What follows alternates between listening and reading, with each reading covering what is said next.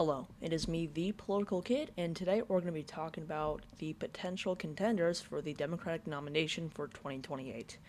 Now, as we do get closer to the 2028 election, there's going to be starting to get some announcements for campaigns. Usually, it's probably going to be in early 2027 because usually campaigns start a year or a few months before the primaries, and due to that fact, we're going to get more people and announcements, and then we'll eventually be able to actually have a debate on who's the better candidate for America and the party overall. But just in the fact that President Trump isn't popular, and that gives a good opportunity for Democrats to win in 2028. However, they have fumbled the bag a lot, the Democrats, so I'm not saying that the Republicans are going to lose, but I'm just saying this is important for especially Democrats since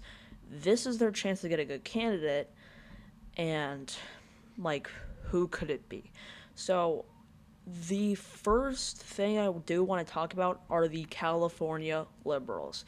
These are the very establishment type figures that you see almost on every debate stage, in the Democratic primaries. They're this kind of establishment, like, we should be funding this, we should be giving health care to this.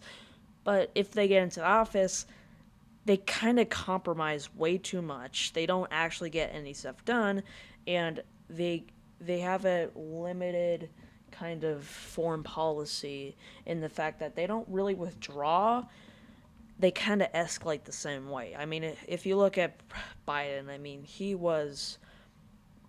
Many conservatives would want to put him as a liberal, which he was. However, he just compromised a lot during his presidency, and he ran on that in 2020 due to the fact that he was the biggest moderate candidate on stage in the 2020 Democratic primaries, and he's an establishment figure. I mean, he's not a California liberal, but you could see some parallels between that and the two figures that are probably going to run in 2028. Now, this might be surprising or maybe not if you actually follow this type of thing, but Kamala Harris is probably going to run again.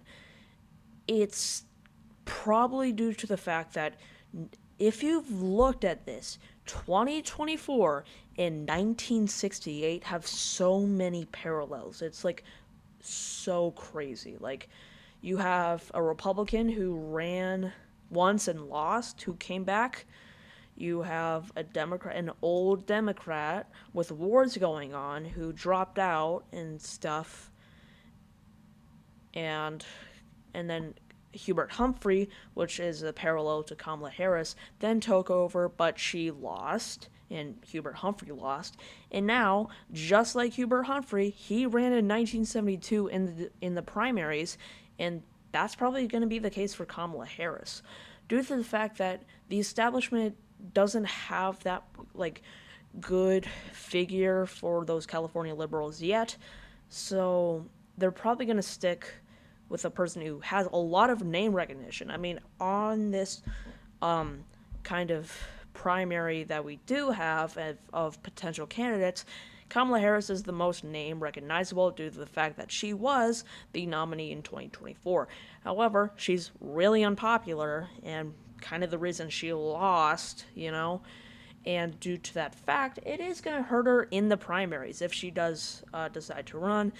And I'm really doubtful that a conservative state like Iowa would give Kamala Harris an advantage in the early stages of the primaries, and due to that fact, she's probably going to run. She's probably going to be a contender. She's probably going to be some sort of, imagine 2020 Bernie, but she's the establishment liberal. She ran in 2016, or he ran in 2016, lost the primaries, ran in 2020, he lost. That's probably going to be a similarity to Harris in that fact, where there's going to be a lot of people who support her, but she's probably not going to win.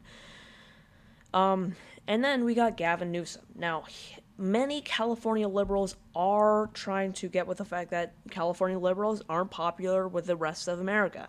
So they kind of want to imitate another form of, hey, we got this kind of figure too who is willing to fight the establishment, except no, he's not really fighting the establishment, and he's just kind of wanted to pander to a lot of anti-Trump older people. And I mean, look, he's the governor of California. He didn't do a good job, if I'm being honest. And due to that fact, there's also going to be a lot of Californians who are probably going to be angry against him.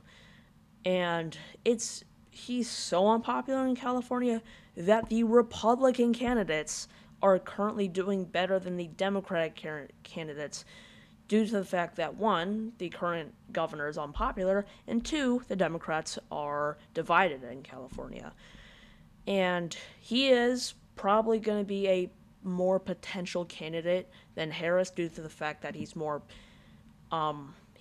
as recognizable as Harris, but to a lot of election happy, like they're excited to vote, those types of voters, they know him and he knows them, and he's trying to court them, and he has been for the past 2 years.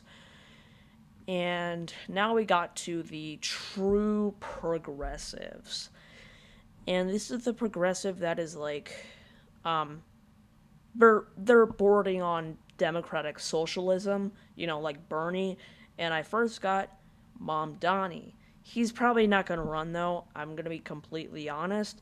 But if he were to somehow run, I mean, he'd probably be really popular with young people. But due to the fact that he's focused on New York and kind of that sector, he's probably not going to run for the presidency. But hey, it's still potential. It's a possibility. And then we got AOC. I mean, look, she's a Bernie progressive. I mean, she has sticking with him since the mid 2010s, and I'll be honest, that's a good thing. However, she's a lot focused on progressive woman issues, and that's not electability when a lot of men look at this and say, hey, we could be focusing on unity, and this isn't really helping. She's a good progressive, I'll give her that. But one, she's proposing a lot of ideals that aren't reachable due to the fact that many senators and representatives are way more centrist than the American people think, and they're probably not going to vote for policies if she were to actually be president. And due to that fact, she's probably going to get a reality check if she does win or does run in 2028 by a lot of figures who are like, how are you going to get this passed? How are you going to do this? How are you going to do that? And yeah, that's why she is probably going to run, is probably going to do good in Rust Belt states and all that, but she's not going to do that good. And obviously Bernie Sanders isn't running due to the fact he's way old. He's too old. And that also goes for Al Gore, too. He's too old, and the last time people actually considered him was in 2008. I mean, go back to 2000, man. Yeah. Freaking hopes and dreams died with the 2000 election, but, losers are losers. Anyway, we go to I like to call the Midwest kind of Democrats, where they're not as progressive in the fact that they're more union focused and kind of that area. I mean, progressives are pro-union and all that, but they're focused a lot. Their main focus is on worker kind of issues, and also kind of they're centrist. This goes for Josh Shapiro and Gretchen Whitmer. Gretchen Whitmer is a bit old, and Josh Shapiro is he's a moderate, and he was considered for the VP spot. He'd be an excellent VP, but he's really good in Pennsylvania. That's kind of it. I mean, sure, he's from the Midwest, but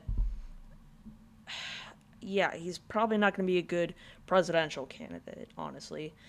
And that's, unfortunately for him, kind of it. And then we kind of go to the weird picks. Like, really, this guy, Andrew Yang, he's probably not going to run, but he might run. Um, I mean, Buttigieg could run, and he probably is going to run. However, it's due to the fact he's kind of, oh yeah, and he's kind of the group of the Midwest worker centric things. But again, he's a good speaker. I'll give him that. Pete Buttigieg is an excellent speaker. He's able to talk on Fox News. He's able to be unified in his speeches and like able to kind of show why things are this way and that way and how we should move forward with it. But on the debate stage, he isn't as good. This has been a thing for Obama and Carter, and they did win. However, they were also really the parties back then were different, and they're different now. And also, let's face the fact, he's gay, so he's gonna probably. It's unfortunate, but that's probably gonna like alienate some voters out there. So yeah, and although he did do a lot in, he did do stuff in Secretary of Transportation. He mainly kind of focused on specific things that weren't really helping like the general transportation area sector of America that isn't a thriving industry. And I mean, the Trump presidency is its own thing. I'll give him that, but like from the Biden administration, it wasn't as good, and it wasn't really that improving, and that could hurt him since there could be a lot of people attacking him from that angle. And that's kind of it for the Democratic like possible nominees. There are some outsider picks, but let's be honest, they're not as possible, if I'm being honest. So, yeah. Hey, vote in the midterms, vote in the primaries. I'm all for that. And if you want to support my channel, want to help get politics out there to more younger people, please support this channel. Please subscribe, and I'll keep making videos like this. Now, thank you, and I'll see you later. Bye.